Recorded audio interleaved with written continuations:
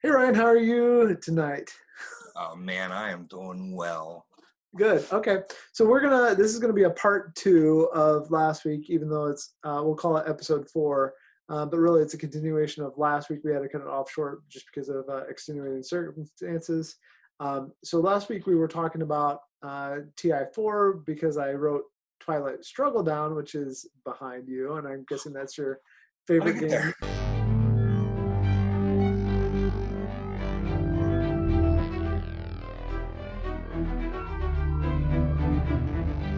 The Twilight Struggle real quick before we go on to talk about um, cooperative games? Oh yeah, no, absolutely. I thought we were going to talk about TI4 some more, and then I was like, well, we could save the best for last and talk about Twilight Struggle at the end.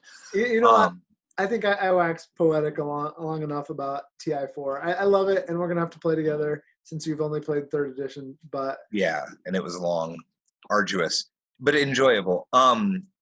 So I remember I got my copy of Twilight Struggle thinking this is the most boring concept for a game, and I never want to play it. But I oh, traded some minis, and it was the top ranked game on Board Game Geek. And this is an anecdotal story about the first time I played it. yeah. Um, I got it in the mail. Me and a friend learned how to play it. We sat in silence for 2 hours and we played it. And we went outside and we took a break to smoke a cigarette about halfway through the game. FYI, your first game will take like 2 to 4 hours. Um, and we went outside and we've been quiet for like 2 hours playing this game. And we just look at each other and we go, "Are you having a lot of fun?" He's like, "Yeah." And I'm like, this game is amazing. And in like the judging books by their cover, the box art is something. I And I actually really like the box art. I know some people hate it, and maybe, and I know you'll edit it in, but maybe I'm just not educated enough to appreciate it. I don't know. It just makes me think of like the Cold War and spies and playing chess and Europe and intrigue. I like, it's not bad art. Like you look at some games, like some of the old Splatter stuff, and you're like, what what substance were these people using when they decided to try to paint this picture?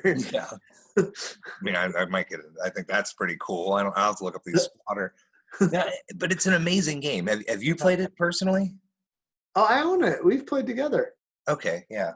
The hand management is amazing. Mhm. Where you have to get ready. Like, so the one thing that really bothered me, and I've never played Pandemic Legacy, so I can't say for certain that, in my opinion, Pandemic Legacy is a better game than Twilight Struggle, but I really don't feel like it is. I don't feel like it could Yeah. be. Twilight Struggle is such a good game. It is a really good game. It, Um, it's not. I think no, I agree that it's a better game than Pandemic Legacy. Here's the hard thing, right? Um, and I definitely think it's so we're going to have people upset with us about, and I definitely think it's better than Gloomhaven. But I think what's going on with both of those is that self-justification thing of one with Gloomhaven, people spent $100+ and they spent hours and hours of their life, and so they're like, it has to be a good game because I've spent all this on it, whether it's time or money or both, and the space that it takes up. And with the time thing is definitely going on, I think, with Pandemic Legacy. Plus, people did have a really good experience with it, and it was the first one to really do that well. And I Uh, think legacy games lend themselves to a good experience. They're very memorable. Like right. my games of Twilight Struggle, I don't remember, how I felt when I played, um, you know, the Pope, or I can't think of any cards because I haven't been fortunate enough to play it in like over a year. But I can't think of like, um, playing a card and it being like this memorable experience, where legacy games lend themselves to that because they Right. are an experience. That's what you're buying. Right. And it makes it a good game because you're getting that experience. But mechanically, Yeah. I don't know if legacy games, if that experience makes it a good game mechanically. It makes it a good feeling game. Right. and Like, and, and they don't, and you can have good mechanics and that experience. Like those aren't, separate items, but And Twilight Struggle is just, yeah. it's not even a good game. It's a great game. Oh yeah, no, I agree. I think it's a great war game. It changed the way card-driven games were played. It's And influenced so many. historicals, yeah. Yeah. Like I've read the wiki on it. Like that's how good it is. And I'm functionally illiterate. Anybody who's listening to this, I will say, get your friend that likes heavy games and learn how to play Twilight Struggle, even if you hate the theming, because it is a really good game. Well, and this is what I'm interested to see, because I picked up Imperial Struggle, finally came out this year, and it has some differences, but it's building on the legacy of Twilight Struggle, and it's a little bit more complex. I've only got to kind of run through it by myself, that solo thing, because I haven't had my group to play with this year in the same way. So I'm hoping to play it with you. I'll be at the table. But yeah, I mean, there's a lot we could say here, and then we should probably move on for the sake of time. But well, Pandemic Season 0 is coming out in the next couple weeks, if not this next week. Okay. No, it's October 19th, I think. So a lot of reviewers have said that it's their favorite of the legacies, because now there's several of them. I don't know. There's more than one of them. So, but they've said it's their favorite of the Pandemic legacies, and for some of them, it's their favorite legacy game, period. And demarcating, of course, the difference between a legacy game and a campaign game. Gloomhaven being more of a campaign game. Legacy being that, like, once you do certain things, that's it, right? And you can't really replay it. It will be interesting to me to see how people rate that, because I think part of what's going on, and maybe I'm wrong, but part of what's going on with Pandemic Legacy, Season 1 Legacy, is that, like you say, people enjoyed that experience and they want to hold on to that experience. So given that you can't go back and experience it exactly like that ever again, what will it be like to experience something similar again? Even if it is a better game, are their expectations going to be so high that it isn't rated as high? It'll just be interesting to see what happens. Or are they going to go in with such high expectations, not playing such a game, but they heard about other people's experiences, and so let's give that whole hot house boost to it again, all over again. I don't know. We'll have to see. And it's a metrics thing. I don't know how Board Game Geek does their metrics to rank the top game and people voting and stuff like that, but way more people are going to play Pandemic Legacy than they're going to play Twilight Struggle. Like, I'm an avid board gamer, and I only picked it up because it was the #1 ranked game, and I wanted to know why, and then I learned why, because it's amazing. Yeah, I absolutely. never would have played it otherwise. Yeah, they don't, and I hate to say this because put the pinky up. No, I'm putting mine up. You know, I love GMT games. Yeah. They're one of my favorite publishers, but they don't look, whether it's the pieces or the box art, they don't look appealing in the same way that the mass market stuff does, whether it's from Ryan Lacotte or any of the other guys. It just doesn't have that same look of like, hey, here, put it on the shelf at Target. What were you saying, sir?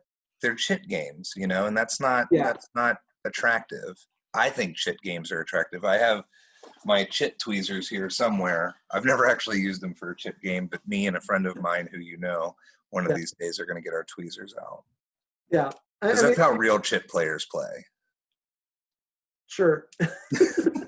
In my mind. Either way, like, I don't know.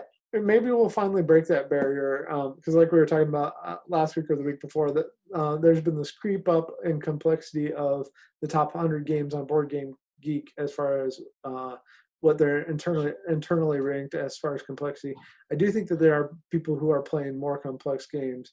I also think there's a little bit of that self-justification factor going on too, of, well, if I'm playing it, then it must be more complex also. So a little bit of both. And it's like the cult of the new. Like, people get in and they're raving about it because, like, everybody's in on it. So it's got this zeitgeist of a game, like the legacy zeitgeist. We might be in the tail end of it right now. Yeah, and so I have to wonder, like comics had their golden age and all that, and then there was a crash for a while where comics went down. I think we're in the golden age of board games right now. With I agree. 5,000 games a year being published, there's going to come a point, and this has been talked about all over the place for a couple of years now, but there's going to come a point where some of these publishers, my guess would be somebody like Rio Grande or something like that, who again I think is a great publisher, but they also put out some weird, not very good games. Yeah. And they're probably riding a lot on the tails of games like Dominion, right? And Power Grid. And if it weren't for those games, with the amount of bad games that publishers like that put out, they would already be out of business if it weren't for us being in this golden age of publishing. So anyways, that's enough on competitive. I mean, go ahead. I thought locally that the craft brewing bubble was ready to burst, and it hasn't. So because when you first started this and you were like, the golden age of comic books ended, I was like, oh no, is the golden age of board gaming over? I'm so sad. Not yet. No, not yet. It's okay, not good. yet. But when it does crash, I don't know that it will be the worst thing ever, because some of the best comic books, like Crisis on Infinite Earths, and things like that. Well, and here I'm already making enemies again too. But Death of Superman and stuff like that came after the crash, right? Yeah. So, anyways, cooperative games. Cooperative games. So we already talked about Gloomhaven, which is still the #1 game, unless I'm missing something. Let me look up the geek list right now. And Jorge, if you're listening, I'm sorry that I got busy and bounced out of the group before we played. I still think you're a great person. Gloomhaven, that is. I think, yeah. Yep. Okay, so yeah, Gloomhaven is still #1 overall, #1 thematic game, #1 strategy game, which kind of makes #1 shelf taker upper. Right. And then Pandemic Season 1 is next, and then Brass Birmingham is 3, Terraforming Mars is 4, and TI4 is #5. So that's an interesting. Where's Twilight Struggle at now? Now it is at, let's see here, it is at #9. So it's still in the top 10. What is interesting to me is that Gaia Project is just ahead of it. It will be interesting to see if Gaia Project stays ahead, because I think it's a good game. It's basically Terra Mystica in space, but like, what about it is so unique compared to all those other ones are pretty unique in what they do. It's just that it's probably more accessible to get than Terra Mystica was for a long time. And then since it's newer and it's being marketed more now, then people can get their hands on it and they're familiar with it, where Terra Mystica is like, what, a 5, 6, 7-year-old game? Yeah. I'm really bad at time. It's okay. It moves forward. It will be interesting to see if Gaia Project has the same staying power, is all I'm saying. I think everything else in the top 10 right now will likely still be in the top 50 5 years from now. Yeah. It will be interesting to see if Gaia Project has that same staying power. That's all I'm saying. I think it's a great game. Anyways. Let's go ahead and talk about our co-op stuff now. Here we go. So I'm pulling up a list. I'm going to rely on you for the list. I'm not that sad. It's cool. So Gloomhaven is '1. Pandemic is Season 1. Pandemic Legacy Season 1 is #2. Is it red or blue? That's not kidding. Because wasn't there 2 colors? There are, but they don't matter, right? No. Although some people really care because of their shelves. So there's that. Gotta get that shelfie. I'm building out my shelf for my board games now. So someday I'll have a shelfie for everyone after I offloaded a ton of games. I think it's more important to have a shelf that you enjoy than a shelf that looks full or good to somebody else. That's my comment on shelfies right there. I too am a quality guy. So, well, I'm just saying, like, if you can enjoy it by having people over to your house and inviting people over, and that's what you do, or whatever. I'm not gonna, like I said earlier, I don't think we need to gatekeep, but no, absolutely not. I mean, people buying games, like I will buy games that I like, and I support people buying games to play. And if you have the resources to purchase the things that you want, and that is what brings you joy in life, 100% support it. You know, I play miniature games too, so my gaming budget isn't just board games, so I can't fill out the shelfie as much as I want because miniatures are also extremely expensive. They are. I was looking through my list the other day, and I have way too many expansions for a game. I need to play more X-Wing. Yeah. So anyways, going on. So I don't know that we need to say a whole lot more about Gloomhaven or Pandemic Season 1. We might, if we can find a copy eventually cheaper, we might pick up one of the legacies and try it for fun if we have a group to do it. Spirit Island, you've played that, right? I have been fortunate enough to play some of the demo before it was released. Okay. I was first introduced by my friend Chris, and then I've gotten to play it a couple times since then. I like we talked about before, I think it is a really good game because of that inability to quarterback, and it's just well thought out. And they've had a couple more expansions coming out. I think for all those reasons, it is a really good co-op. Nice and thinky, nice and crunchy. The theme is fantastic. I mean, what else does that? Of like, hey, you're natives with spirits, and you're protecting your island from the colonial invaders. Is there another board game that really does that kind of theme well? Probably, but just Frozen 2. Just Frozen 2. Yeah. Sorry. Yeah, I can't think of another board game that does that super well. I think that one just does a good job with all. I like the art. The cards were great. Okay, so we'll move on. Arkham Horror, the card game. And I think I don't know if we did this in our pre-talk or what, but we'll just say it right here now. It is the best-selling LCG, the Living Card Game series, which also is, in fact, I have one right here, so let's talk about it. Is also the Lord of the Rings games, game, I should say, and the Game of Thrones game, which that one it seems to be dying out nationally as far as people playing it. And then L5R is kind of shoehorned. L5R is not co-op though. No, it's not. But is it considered one of their living card games or not? It is a living card game. Yeah. Okay. I played L5R for I played the living card game briefly, but I maintained most of my gaming through Legends of the Five Rings when it was a CCG, when it was a collectible card game. Back when it was Alderac. Yeah. Yeah, AG. Okay. So, but now in that family of living card games from Fantasy Flight, we have L5R, the Lord of the Rings game, Game of Thrones, Arkham, and then now the Marvel Champions game, which is quickly becoming the bestseller that will supplant Arkham in terms of the. And I mean, honestly, it's a more accessible theme to a bigger audience, I think. For those, like, I haven't played Arkham yet. I personally have given up. I call it giving up cardboard. I've just gotten in and out of collectible card games and living card games so often that I've just foregone purchasing them. Yeah. And a lot of it goes to like my inherent power creep and like competitive nature. So that I'm play testing and buying a lot. But of those games, playing the Lord of the Rings co-op, it was a lot of fun. Mm-hmm.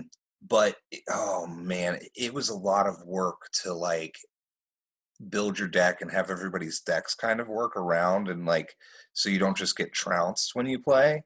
Yeah. And I've heard really good things about Arkham from people that I admire, and I have played the Marvel one, and it was a lot of fun. And is the deck building a little bit more limited in those? In the Marvel one especially, it is. You take your hero type, right, and then you have your hero. Yeah. But I mean, they're quickly adding to it. I mean, we're only a year into that game. It just came out last year around this time, and already we have besides the heroes that are in the core box, we already have like Doctor Strange and Thor and Hulk and Ms. Marvel, who are so a bunch more heroes. They already have their story pack for it, so like it grew really fast, and they were ready because of those same mechanics that have been built up in Arkham and Lord of the Rings and so forth. But I think it does limit deck building, which is a plus for me for those.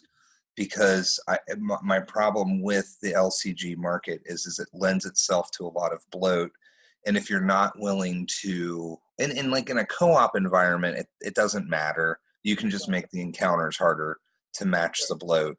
But in a competitive environment, like you can't be like, hey, there's 5,000 cards to choose from, because there's going to be combos that designers never anticipated.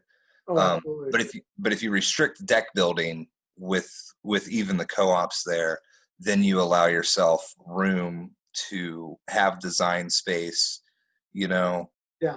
And that's why I'm a big fan of it, because also then you can play the game without being like, okay, buddy, we're gonna play some Marvel right now co-op, and so you just take like these 5,000 cards and build a deck real fast. Right. No, I like that about that Marvel, is that you could just be like, oh, which hero do you like? Why don't you try that hero, and it's ready to go.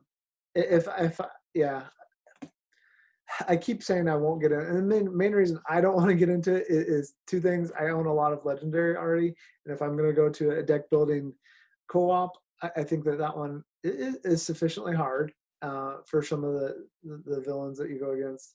And if I want just the same mechanics, then I already have, like I showed a second ago, the Lord of the Rings game that I'm just working through on my own. But on that note, from when I played Arkham and playing Lord of the Rings, I feel like I'd rather play that, and even the Marvel game, I'd rather only play it with either one, maybe two other people, because I think that those discussions within the co-op wouldn't get quarterback, like whatever that adjective is there, it wouldn't get that way, but we could still have a like, okay, how do we defeat this? How do we do this in such a way that we're not just going to get run over by the villain that we're trying to beat? As a group, how do we decide the best course of action? Yeah, not the most experienced player, the loudest player. Yeah, without being that way, I think that they're hard enough, good enough games that they don't go that way. Side note on Legendary games, not to poo-poo them too much. No, you're fine. I've played a lot of them as they came out, and I am always impressed at how much better the next one is than the last one. And I get really bored or tired of games that feel like they could have been fleshed out better in the beginning, and then at least Legendary reskins them instead of dropping a second edition. But I had to stop playing them because I'm just like, there's so many games to play and there's a limited amount of time, and I know what I'm getting when I'm playing Legendary. So maybe in like the next 5 iterations, it will be a different enough game for me to want to jump back in.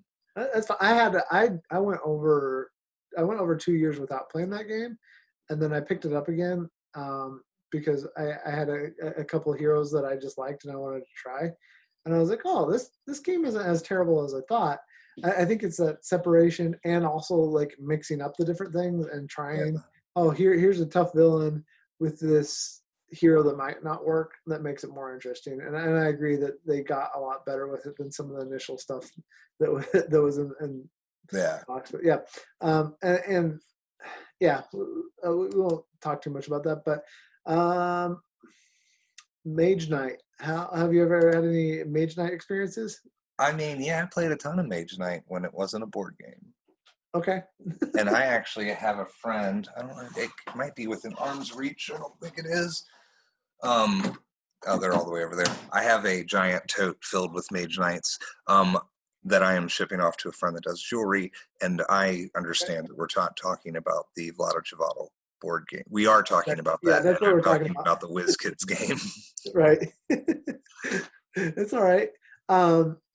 I wanted to play it. I've never had anybody be like that's owned it or has been like, let's play it. Have you played it? I have. It's just not my thing. So it's interesting to me. I don't know what makes its strength so high, but there's some people who just love it. Am I saying Vladijivatel correctly? I have no idea because I've never met him. Well, So, anything that he has his name on, I immediately adore. yeah, and there are people who he is one of those designers that people buy everything he does. So, okay, it's just it wasn't my thing. I thought it was fine. I have no, and there's like $140, $150 version of it now too, the Mage Knight Deluxe version of it. No, I feel like it was always a pretty expensive game. Well, the regular one's like 80 or 90 MSRP, and then Well, it's an there's extra the $50, right. you know? Yeah, I mean, if you're into it and you're having a good, again, I think it's one of those that lends itself to the experience that you're having with your group, and if that's why it's ranked so high, I can get that and understand it. It just didn't do it for me. All right, so we'll move on. The next one, you haven't played Seventh Continent. I have several friends who like it. I had to count it once when I was working at the store. Guy brought it in, it was one of those holy grail games for some people for a while, and even now, I think some people are paying $200 to $300 for the I deluxe. think it has a sequel on Kickstarter now. Yeah, the sequel's coming out, and people are going gaga over that. I saw how much it's raised. I think gaga is the correct term. Yeah. Yeah. So, just looking through it, I am making the decision for myself, like, would I ever want to, and in fact, there was a first edition that was just like the cards that I looked at too, and I took them and counted, because I would do that sometimes just to check out the games. I guess I can get why people got into it, but I think the table space that it would take and the fact that you basically would need to leave it out, and that once you do something, you don't go back and play it again, like, that doesn't really appeal to me either. So, okay, I guess I get it. I think it's the amount of content and kind of the world buildingness to it that it might appeal to people. I can see the appeal. When I looked at it, I saw just a lot of cards. Yeah. And to me, sometimes, like, I used to work in a library for years in college. And there would be times when I was cataloging things and I would literally fall asleep standing up. And sometimes games like that feel like that to me. Well, if Seventh Continent people are listening, I have an 8-foot by 4-foot gaming table in the basement, and we will get it someday, and we'll play through it, and then we'll see if our hip judgments are, But it is big. It's intimidating. I don't like to be intimidated by games. I'm not very strong. Yeah, it's just the amount of text. Like, I don't have a problem with a big game, but if I have to keep reading, I'm not talking about anybody else or their enjoyment or anything else. This whole thing is just a chance for us to talk about what we think, right? Yeah, absolutely. You're right.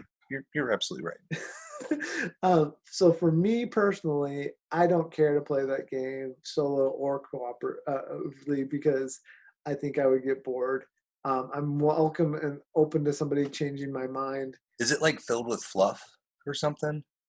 I just read through the first few and I counted all the cards and saw the cards, and so my impressions could be off. But at this point, I have now played thousands of games and counted thousands of games, and so I go off of, maybe unfairly, I go off of my first impressions.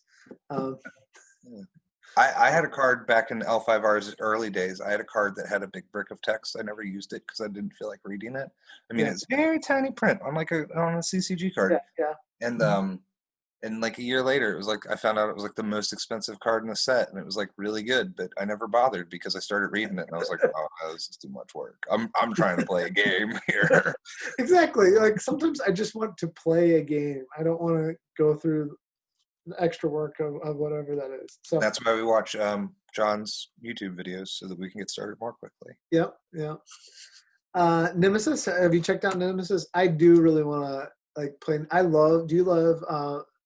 Do you enjoy Ridley Scott's Alien and all that? Yeah. I haven't seen this. Did I not look at this one?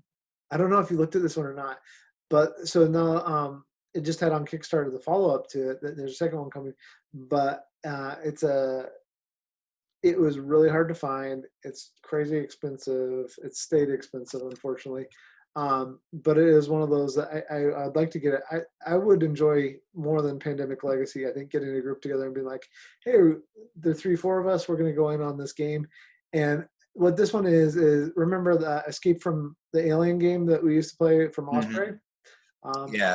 Aliens in the Dark Run from, it had a Yeah. fun name. It's like that, but with cool minis that are they're not xenomorphs, but they're xenomorphs, right? Yeah. Are you looking at it right now? Yeah, I apologize. No, Anybody you're watching fine. me listen to Christopher. No. You should totally look at it because that's totally what they look like, right? Yeah. They're totally xenomorphs, even though they're not xenomorphs. And so you're running around and doing that whole thing. Like this game really does appeal to me. I can understand why it's ranked highly. I think the minis and the tension that could build up. Like I think that games that build tension are a lot of fun, and I get that type of experience for sure. Okay, so we'll go. No, it looks great. I play tested a game that looks that I had to check the designer of it because the theme looked similar. Yeah. And it's not the same one, but that is a theme that I enjoy. Mm-hmm. And that, yeah. And what's interesting to me is I generally don't like zombie games or like horror themed games, but that game almost hits those same notes. So and it really appeals to me. So it's got that Geiger feel that you're into. I've seen your basement. Okay. I'm kidding. Was it HR guy? What's his name? Who did they? Was it Geiger? Did they okay. I got you. Yeah. Okay. Anyway, you just lost me for a second. Yeah. Well, keep it going so we actually finish this. Yeah, true. Sorry. Next is Mansions of Madness. Do you want to say anything about that? And have you seen? Again, here's an IP that I think is better that takes the same mechanics of that, and then they've improved the flow. Is Journeys in Middle Earth, which won some awards last year for a solo game. So it's built on that same architecture. You know, there's an app, and then you come out and you're exploring the world, and it's kind of like I think the idea is that you're more in between the books as far as theme. So it's not from the movie, it's not from the books. Mm-hmm. And I've played some of that. I really enjoyed those experiences. But again, I love Lord of the Rings IP. And Mansions of Madness, Arkham, H.P. Lovecraft stuff is okay. I just think there's so much Cthulhu stuff. You know why, right? Yeah, because it's out in the public domain and it's free. Yeah. But again, like horror stuff in general doesn't do a whole lot for me. But do you want to say anything about Mansions on that note? I haven't. I have played the demo for the first edition before it came out, and then we only got one copy in the store, so I didn't buy it. And then I bought Monsters Menace America instead. Ah, okay, cool. I did not realize that. I mean, there's like I've like missed things, especially in the last couple of years. But yeah, it's okay. I mean, it's a fine game. I saw it was reskimmed with Scooby Doo. I think you're thinking of Betrayal. Yeah, you're thinking of Betrayal. What's Mansion? What? It's one where you have Arkham. What? Mansions of Madness, second edition. Mansions of Madness is the one where you have the app and. Oh yeah, no, hard pass. I remember guys playing. I thought you had a bad experience with this. With some of the guys at the old art. No. At that point, at that particular place, I was not going to play a co-op with anybody. Sure. I think that was 2018 because 2018 was no co-op 2018. All right. Well, for those listening or watching, we used to play at a shop in Cincinnati called Arkham. Anyways, Ryan sometimes wanted to play games with people there and sometimes didn't. So I'm a moody person. yeah, aren't we all sometimes? Yeah, Eh, no, I'm a human being, and I can if I want to play for 2 hours with somebody, I will. And if I don't want to, nobody should if they don't want to. It's a right, hobby. exactly. You shouldn't be forced into a game. That's not fun. Um, anyways, Mansion's Madness. We'll move on. I think again, it's fine. I just think the Journeys in Middle Earth is a better IP personally. I would check that one out. Okay, Does it? Pandemic List Legacy Season 2. I'm sorry, what were you gonna say? No, continue. Okay, is on the list there too, for top co-ops. But we kind of already covered that. Kingdom Death Monster. I don't have a whole lot to say about this one. This is one that I have seen and counted, but I haven't actually played. That's one of the few I haven't actually played that's in the top couple hundred games. Me and my miniature painting buddies, we saw the miniatures before the game came out from the designer of the miniatures, and Mhm. they are, and I don't think they included all the ones that he created in the game. Maybe they will eventually. Hopefully they won't, because Yeah, they are inspired. yeah. I know people who have owned this game. They're not, and since this is a family-friendly podcast and video cast, they are not family-friendly. We won't be showing. Some of them are quite Inspired. inspired. Sure, they're very unique miniatures in that game. It could be fun to paint. I'm not painting it with my kids, and I'm not Right. playing it. And well, one, it's expensive now, and two, it's like In all fairness, some of the minis, the sculpts are designed in such a way they're heavily thematic. They have they have their own theming throughout of it, and the sculpting is really good. It is very good sculpting, and so I'm sure. being snarky about it, like they're, but at the same time, like I think it's another one of those that just a fire was lit, Yeah. but maybe Christopher, maybe we're just the old guard now. we're the Grognak guys in the Yeah, front we're the grognards. talking about our war games. I'm gonna get my suspenders. Maybe, but you know, there has to be like, if we could remove the cost of games from games and make them accessible to everybody, right? Would these games that cost so much and have so many minis, like, Yeah. just take the minis out for a minute and the cost out for a minute? And I know that's impossible to do, but would the games be ranked as high as they are? Are And I you think, saying that like Kingdom Death Monster is like having a pair of Yeezys? I don't think I've ever said those shoes names out loud. yeah, I know what you're talking about, but yeah, so it's kind of the prestige marker. Yeah. Maybe for some people it's not. I know some people who love minis, and that alone did this for them, and maybe they enjoy the gameplay too. But it's hard to believe that everybody out there who's ranked it as high as they have solely on the merits of the mechanics, given how many other games there are that are out there, right? Mhm. But And I also think people get caught up in the hype train. They buy it and then they yeah, do play it because you're vested in it. Is that like a sunken cost fallacy? You know, I've spent all this money right. on it, and yeah, I think we're just gonna have to do a whole episode talking about that at some point. I'll And have to wear a I card mean, game. there's definitely a thing of like you do have a more enjoyable gameplay if you enjoy the aesthetics, right? So, Mhm. Yep. okay, well, and Agreed. we'll give that to people, and we're just gonna move on.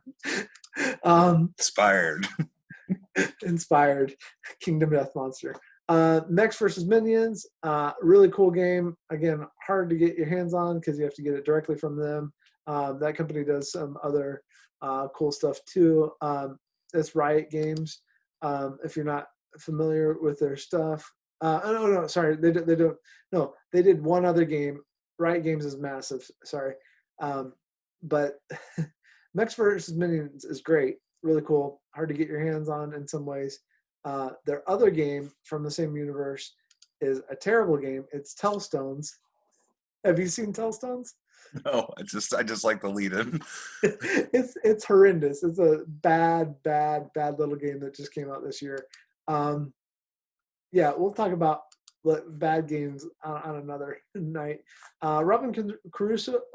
Robinson Crusoe. Have you played Robinson Crusoe? No, this whole half is literally Okay. seriously when co-ops are getting hot. I should have made a shirt. Like I would shout when people were like, "Hey, you want to play this?" I'd be like, "Oh yeah, what is it?" I'd be like, "Co-op." I'd be like, "Nope, no co-op 2018. Sworn them off for the year." All right. Well, really quick. Well, but this Robinson Crusoe was out before 2018. And there's a certain shop owner of a shop that no longer exists who I wanted to buy this game. I offered to prepay for this game, and he still didn't order this game for me, even though he told me he ordered the game. So, but we know how I that don't know what shop that is. Yeah, I have no idea. you you know exactly who that is. There's a reason that shop is no longer in business.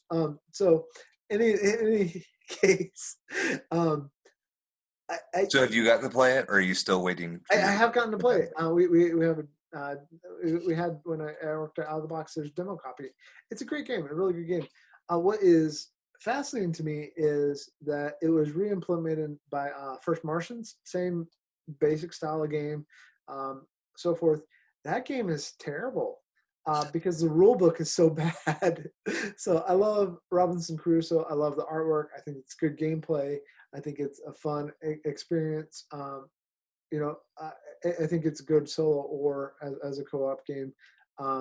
Unfortunately, First Martians just had some play game problems that I don't even want to go back and look at it because, like, you know, there's that whole thing of like, well, if it was bad the first time, why would I want to go back and revisit it? So, anyways, Robinson Crusoe, and then really quickly some bad co-ops. Here's one that actually had some good press for a while. Rising 5 Ruins of Asteros. Have you ever seen this one? This one was promoted hard for a while. No? Okay. I just think it's too samey as you play it. We'll leave it at that. We'll see if anybody wants to comment on it. Next one. This one I tried once. Jim Henson's Labyrinth. Like, Oh yeah, no hard pass. I have a hard time with IP games. I don't necessarily, but like this one just felt like a cash grab. Although there's nothing. The minis look really cool, and there's nothing to the game. There is literally nothing to the gameplay, and this isn't game snobbery. It's more like, hey, you spent some kind of money on development. Why didn't you hire an actual game writer, even if it was a ghost designer? Like they could have done that. They could have spent $1,500, $2,000 on the game and had a halfway decent game, and they didn't. They spent all the money on the IP and the minis.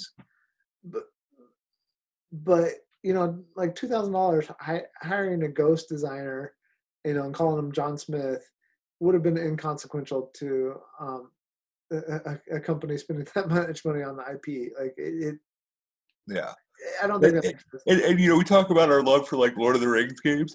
Yeah. But and I say I don't like IP games. I do like some IP games, obviously, but I think I get wary when there's an IP on something, Right. Because like, is it there because this game was heavily inspired by it, or is it there because It's just somebody just had access to the IP? Yeah, I think that's what this one was. Is just a cash grab, and it's justifiably one of the worst ranked. Did you? So you never played the Oregon Trail game?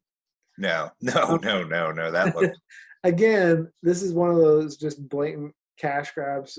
Anybody who bought it at Target is familiar with this. For a while, this game was going for over $100 and more because of the nostalgia for when we were kids and the old Apple computers playing Oregon Trail when we got done with our schoolwork, right? There's no game to it.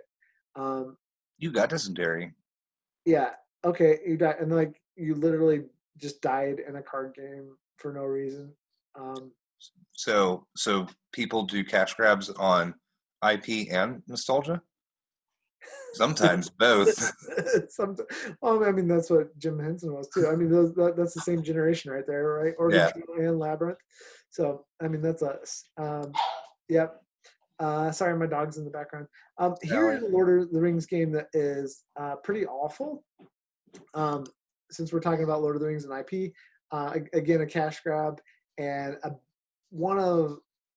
this one's probably worse than First Martians. I tried to play this game with my boys. We tried 2 times, and then I just was like, no, I can't do it. Lord of the Rings, the dice game, the dice building game, which is built on kind of a Quarriors foundation. If you ever played Quarriors, I played a lot of Quarriors. I was heavily enjoyed that game when it first came out. It does not have a lot of staying power, though. It feels like. No, I don't think so either. And I mean, it's fine, but take that and apply it to a very specific, like, you need to do this to get the ring where it needs to go. And I feel like I might have played this one. And a really bad rule book. So if you don't know Quarriors super well, to the point where you remember things and you don't know what's going on, why mechanically you would want to deliver the ring, right? Like, you still have to have a good reason within the game play to do those sorts of things. So combining those 2 things together, this game just did not come out well. I wish it did, kind of, but it is one of those that I think they tried and just failed miserably at making a good game. I try and fail at many of things, so. Well, but I don't have any released games, so. Yeah, well, I mean, they spent a lot of money on this one. But speaking of slapping IPs on things, one of these days I'm going to email David Brin, see if I can get the IP to the book, The Postman, for my board game. By that time, it probably won't be as big of a deal. I designed it. I started designing it like 2 years ago. It's garbage. But now it's like kind of relevant about postmen. Yeah. Somebody's probably already designing the game about it. They're going to take my IP. Oh, you better hurry up. Well, they might have miniatures, and I'll be down with it. Yeah. I'll buy On that note, before we go on, and co-op games, so you mentioned the Thing, that game, and that movie from the 80s. There's a new one coming out, and the minis look like they're straight out of the movie. So you'll have to look that one up. The co-op that I played was Notes from Outpost 34 or something. Christopher gets to look this up and find the correct name for this Kickstarter game my friend got. I had a lot of fun with it, and it was in 2019 that I played it. Okay. Because I couldn't play it in 2018. Because no co-ops in 2018. No co-ops. They're like, hey, do you want to play this co-op? And I was like, I guess. Gotta wait till 2019. It's been a year. Yep. No, but you'll want to check that one out just for the minis alone. And maybe that's why people jump on these bandwagons and say, like, oh, the minis, that's what I've been dreaming of for this game. Are they inspired? Maybe they are inspired. All right. On that note, some uninspired minis. Zpocalypse, which was, what year did that come out? I'm looking up dates here. 2013. There were a bunch of zombie games in that Brad Pitt movie. Yeah. All that. These minis aren't great. They look very generic and thin and junky. And the gameplay isn't great. I've counted this one, and I tried to play it, and I was like, oh, this is not a good game. So I can understand why it's in the worst ones. By the way, these are worst co-ops that had at least, I think the minimum number of ratings was 100. And then the last one that was on here, and we kind of talked about this before, but we'll end with this since we already covered it, and then we'll be done for tonight. This has been a fun chat. I love these chats. I'm hoping that other people enjoy them too. I'm enjoying them, and I would assume if I'm such a refined individual that if I'm enjoying them, I assume other people would be. Yeah, that was sarcasm. Other people also have inspired tastes like we do. Wait, do you remember what inspired means? Christopher has inspired bass. He is the Geiger basement. So, not really, not at all. The last thing on here that had enough rankings to merit worst co-ops was Hi-Ho Cherry-O. My sister, when she was 4, wanted this game so bad for Christmas, and she got it, and she loved it and played the heck out of it. when me being her older brother, I hated the game because I don't know how old would I be 4 years older. I was like 8, right? So an 8-year-old and a 4-year-old playing Hi-Ho Cheerio. But as a parent playing a really simple game like that, even though they're terrible for the older person playing with the younger person, the person that they're designed for, these young games are perfect. I think Hi-Ho Cheerio and Peaceable Kingdom, and I actually think Peaceable Kingdom makes nicer games than Hi-Ho Cheerio, but I don't think Hi-Ho Cheerio is a terrible game for the person it's designed for. Yeah. And I think that as board gamers, no matter what the game is, I always want to be careful of that gatekeeping aspect, because gatekeeping can really turn people off, and it makes people feel like, oh well, I'm better than you for whatever reason, whether it's the shelfie or here's what, and so I invite you to end the conversation, but I don't want any of this to be, and what we're joking about with all the other games. I don't want it to be like, well, because I enjoy it, then you must be a bad person, and if you don't enjoy it, or vice versa. That I don't like that game, so you must be a bad person or a less of a person because you do enjoy it. Yeah. If somebody likes First Martians, fine. I just couldn't get through the rule book, and I didn't enjoy the experience trying to read the rule book at all. I mean, I like snark, but I'm not sincere with my snark, Yeah. So that's and if anybody listens, they're obviously going to be able to tell that I am not an authority on board games, because while I've continued gaming since 2018, I have not been as involved as I was previously. So there's not really any authority with the words that I'm saying, and if I'm speaking them with authority, then I need to use that tone in other aspects of my life. Right. And I think that's part of the reason I wanted to do this podcast and video cast with you, is that I think that we can have a lot of fun with it and make it just fun. Like the whole idea of authority in board games is an interesting one anyway. Not that there can't be some, but let's just have fun with it. Yeah, no, absolutely. I have played some bad board games. I've played some that are complex, that are easy. I've played simple. I've played weird board games. I have played some weird games that were family friendly. I'm not talking about, but there's weird things out there. I've played. I'll play anything. Yeah. I'll play anything. Yeah. So and because it's a game, and I want to have fun, and I enjoy the experience with people. And I really want to make a snarky comment, but I'm going to abstain this time. I'll play anything, asterisks, but I will play anything. You just have to. 2021, the year of no semi-co-ops. Yeah. I'm going to make a T-shirt that says no co-ops 2018. I should have made one in 2018, so that way when people ask, I could have just been like, oh, when we get the online store going, that should be our first T-shirt. No co-ops 2018. No co-ops 2018. It was a good year. We should, one of these days, we'll have to have a good conversation about kid-friendly games, because that's something that I like introducing games to my friends and my friends' kids, and I like introducing games to my kids and learning about games. But I feel like kid-friendly board games and then there's probably like a trillion YouTubers that cover this stuff, but I feel like it's something that's like a little less accessible than and the other market of board games, because there's because maybe the people whose opinions I might not value as much are the ones that have the content, and not to say that I don't like there's certain reviewers that I'm like, if these guys like the game, I'm probably going to like it. Mm-hmm. But I feel like kids boards game might be a lot more sponsored content type stuff, if that makes sense. But then again, I'm totally talking from no basis from like 2 years ago researching. Sure. Well, let's just end on this, and then I think these are great ideas for future conversations. Yeah. There we go. Favorite competitive game?